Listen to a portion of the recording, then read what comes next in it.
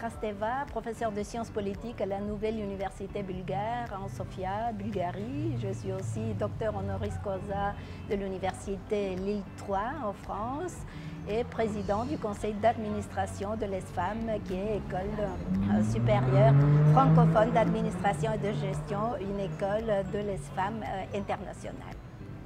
Je peux savoir votre présence ici, est-ce que vous pouvez revenir à quelques mots sur la...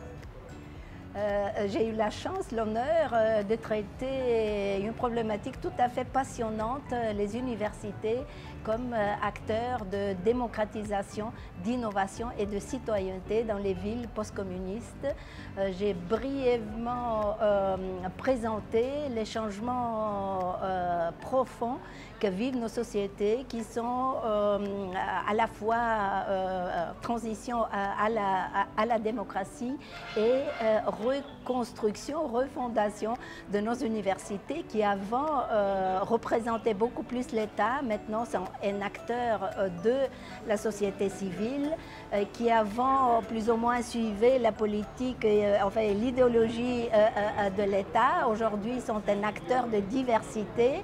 J'ai créé dans le cadre de mon université une filière francophone de sciences politiques. Ces filières francophones n'existaient pas du tout pendant le régime communiste. Ce sont des ouvertures vers le monde de la francophonie et une des innovations les plus importantes, c'est que on forme non seulement des professionnels, on forme des citoyens à esprit critique.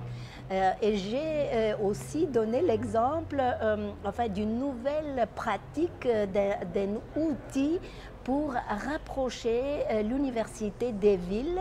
Ça s'appelle en anglais Living Lab, laboratoire vivant, dont l'objectif est d'être incubateur d'innovation, de politiques innovantes, de percées dans différents domaines. Et dans ces laboratoires vivants, plusieurs acteurs se réunissent, des décideurs, des universitaires, des représentants des entreprises, de la société civile, des étudiants, pour débattre, pour tester, pour innover, pour l'accélérer.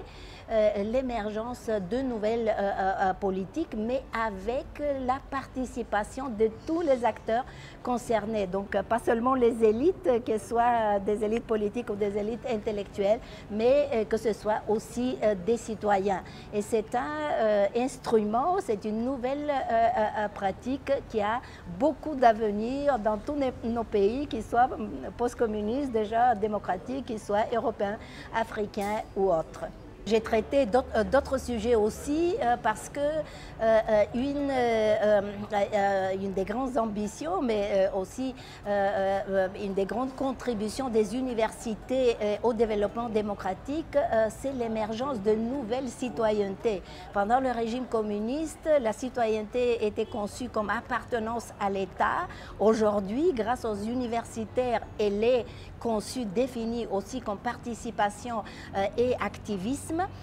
Et il y a enfin beaucoup de mobilisation de nos étudiants, des professeurs qui sont une voix forte, influente dans le pays, pas seulement dans mon pays, c'est dans tous les pays des Balkans et tous les pays de l'Europe de l'Est, de démocratisation, de pression sur les élites, de lutte contre la corruption et de changement positif de nos sociétés.